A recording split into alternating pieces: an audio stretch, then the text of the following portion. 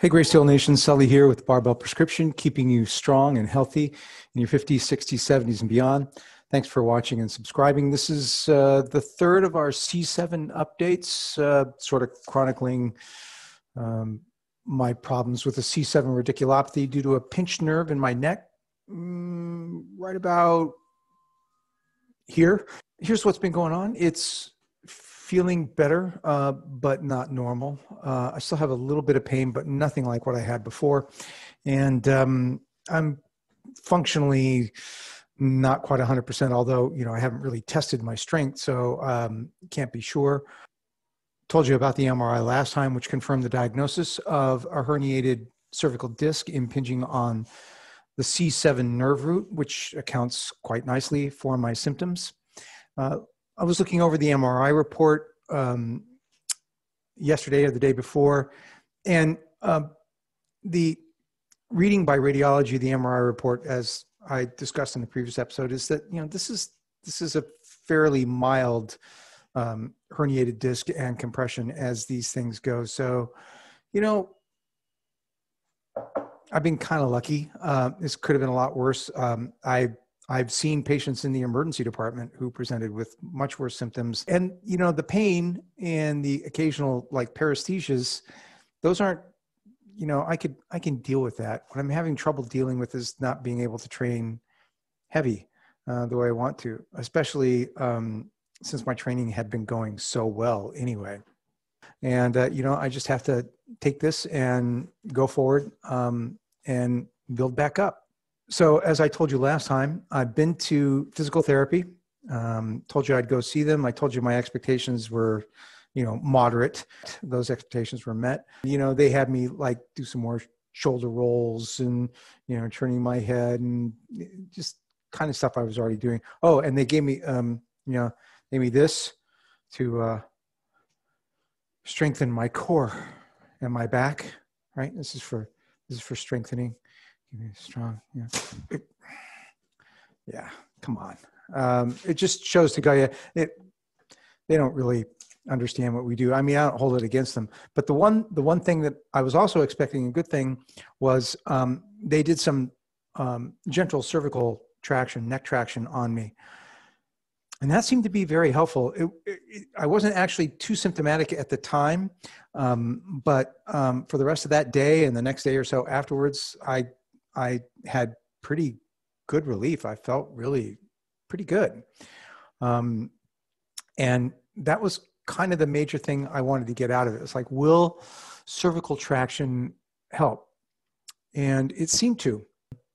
So based on advice from my good friend and coaching colleague and doctor of physical therapy, Will Morris, who has coached me in the past, he brought me back from my quadriceps tendinopathy and got me back up into PR squat territory. Just the guy's a genius. And he recommended a cervical traction unit, top of the line cervical traction unit, like the one they use in his own clinic. This is a Saunders cervical traction unit. And so I got it.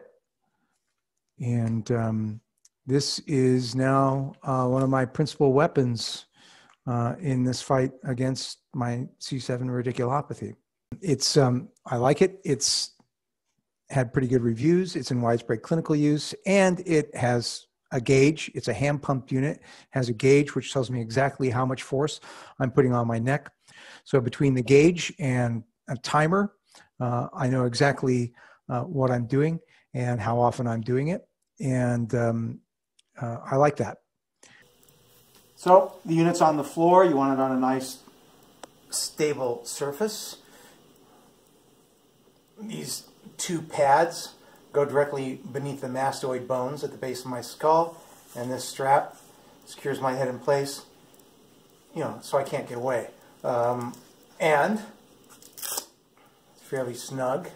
And then I've got this beautiful, basically a bicycle pump with a gauge on it, and I put the gauge on the pump setting, and then I slowly pump it up, and it fills on both strokes, and I bring it to about 15, 18 pounds of pressure, a little tiny bit more, and then I lock the pump,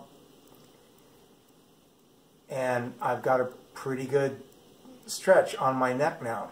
And I just wait here for about 5 minutes.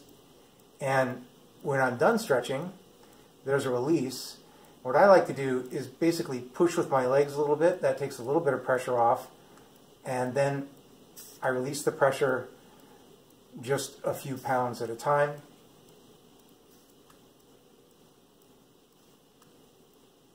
Until it's almost negligible. And then I release the rest of the pressure. And usually after 5 minutes of this, feels pretty good. And that's really all there is to it. It's not complicated at all. I've also been in conversation with Will about my program going forward. So I'm going to start under the bar. Since my symptoms do seem to be considerably better, I'm going to start under the bar at very low intensity and very low volume. Will and I have had conversations. He has theoretical concerns about using high reps in the setting of the embarrassment of a nerve root, and at least theoretical concern that exhausting that motor unit by doing, lots of reps and exhausting that motor unit can lead to motor neuron apoptosis. I don't know if that's a thing that actually occurs. I haven't been able to find a lot of literature on it, but knowing what I know about amyotrophic lateral sclerosis and neuronal apoptosis, which is quite a bit, that seems like a reasonable theoretical concern, and I just don't need my motor neurons whacking themselves. So the program that I'm going to start is one where I'll just work up to singles that are comfortable at first, and then slowly add weight. And the program, until this situation is resolved, will consist of, focusing on recovery and retention of force production. So heavy singles, doubles, and, relatively light triples, and seeing where that goes. I know that there are people out there who think I'm the anti-volume guy, but nothing could be further from the truth. And I actually use a fair amount of volume in my own programming. So this does not make me particularly happy, but it's what I'm going to have to do to get things back to where they were. Still using lots of heat and ice, and pounding the NSAIDs and the Tylenol. Still for the moment focusing on conditioning with Tai Chi and Karate Kata, and a little bit of HIIT work on the bike. And that will continue to be a really big part of my programming going forward until this is resolved.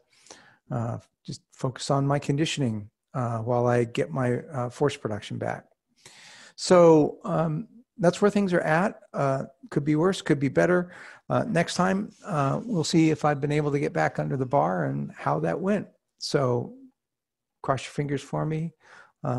Your very kind and supportive comments mean the world to me, and I really appreciate it.